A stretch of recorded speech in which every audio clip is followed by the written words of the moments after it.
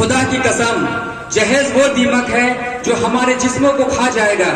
خدا کی قسم جہیز وہ تیزاب ہے جو ہمارے چہروں کو بری طرح جھلسا دے گا.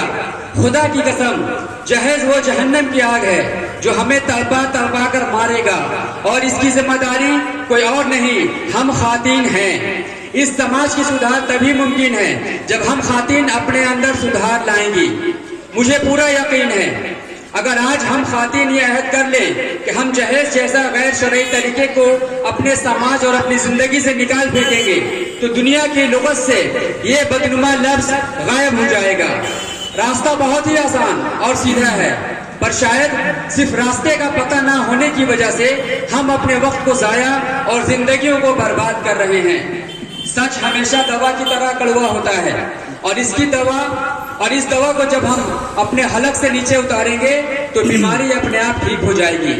اب بات یہ ہے کہ ہم خواتین ذمہ دار کیسے ہیں؟ خدا نے ایک بہت بڑی خوبی خواتین کو دے رکھی ہے، اور وہ ہے اپنے بطن سے بچے کی پیدائش. جب اللہ نے ہمیں اتنی بڑی صلاحیت سے نوازا ہے تو کچھ سوچ سمجھ کر ہی نوازا ہوگا. اس نایاب ذمہ داری سے شروع ہوتی ہے ہماری ساری ذمہ داریاں. بچے کی جسمانی پرورش سے لے کر روحانی، اخلاقی، معاشرتی ہر طرح کی تربیت.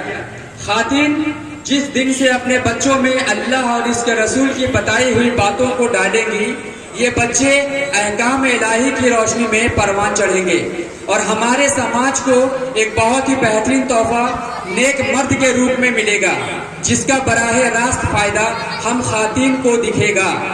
اور ہمارا سماج اپنے اندر پھیلی ہوئی ساری برائیوں میں سے ایک جہیز کی اصل مانگ ہماری مائیں اور ہماری بہنیں اپنے بیٹیوں اور بھائیوں سے کرواتی ہیں، اور یہ بھول جاتی ہیں کہ وہ ایک ایسا قبر کھود رہی ہے جس میں ہمارے جسموں کو ہی دفنایا جائے گا. مرد کو ہم خواتین پہلے ہی لالچ، حسد، جلن، دھوکہ بازی اور ریاکاری جیسی غذاؤں سے پال پوس کر بڑا کرتی ہیں. نتیجے کے طور پر شاید ہی کوئی اللہ کا نیک بندہ اتنی ساری اوٹ پٹانگ چیزیں کھانے کے بعد ایک اخلاق مند اور نیک انسان کے روپ میں بڑا ہوتا ہے. اس پر ستم یہ کہ پردہ نشین ماں بہنیں بیٹے کے کاندھے پر رکھ کر بندوق چلاتی ہیں اور جہیز کا ڈیمانڈ کر ڈالتی ہیں. یہ تو آپ نے سنا ہی ہوگا کہ ہر کامیاب اور ناکام مرد کے پیچھے عورت کا ہاتھ ہوتا ہے، یعنی عورت ہی مرد کو کامیاب یا ناکام بناتی ہے. اگر ہم چین و سکون کی زندگی چاہتے ہیں تو ہمیں آگے آنا ہوگا اور یہ نعرہ بلند کرنا ہوگا، سے نو ٹو ڈاوری، ڈاوری سے انکار کریں. پھر مجال ہے کہ یہ مرد ہم سے جہیز لے لیں. اللہ نے خواتین کو بھی مردوں کے برابر حقوق دے رکھے ہیں، تو ہم ان کے آگے بھیک کیوں مانگیں؟ مرد و زن دونوں ایک دوسرے پر منحصر ہیں، دونوں اللہ کے سامنے جواب دہ ہیں، دونوں کی اپنی اپنی پوچھ ہونی ہے. کوئی کسی کی نیکی اور بدی کا حصہ دار نہیں ہوگا. ہمارے علاقے کے ایک ادارے کا نعرہ ہے، اے مرد اپنی غیرت کو پہچان اور جہیز سے انکار کر. پر ہم خواتین کا نعرہ ہونا چاہیے، اے عورت اپنی شان کو پہچان اور جہیز سے انکار کر، تب کوئی بات بنے گی. ہمارے رسول نبی کریم صلی اللہ علیہ وسلم کو آئے ہوئے 1400 سال سے زیادہ ہو گئے. جو بیواؤں، بے سہاروں، یتیموں اور غریبوں اور کمزوروں کا مسیحا تھے. یہ دجال کا زمانہ ہے، یہاں کمزوروں کو دبایا جاتا ہے.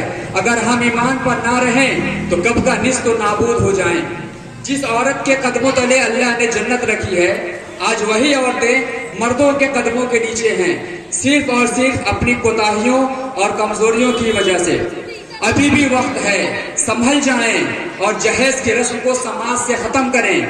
آئیے آج ہی ہم اپنی کوشش شروع کریں، انشاءاللہ کامیابی ہمارا قدم چومے گی. اس کوشش کی شروعات کرتے ہوئے میں یہ حلف لیتی ہوں، میں اپنے پورے ہوش و حواس میں اللہ اور اس کے رسول کی بتائی ہوئی باتوں کی روشنی میں اپنے تینوں بچوں کو یہ وصیت کرتی ہوں کہ وہ اپنے آنے والی زندگی میں جب کبھی نکاح کی عمر کو پہنچیں گے یا اپنی ہونے والی یا ہونے والے شریک حیات سے نہ جہیز لیں گے نہ جہیز دیں گے.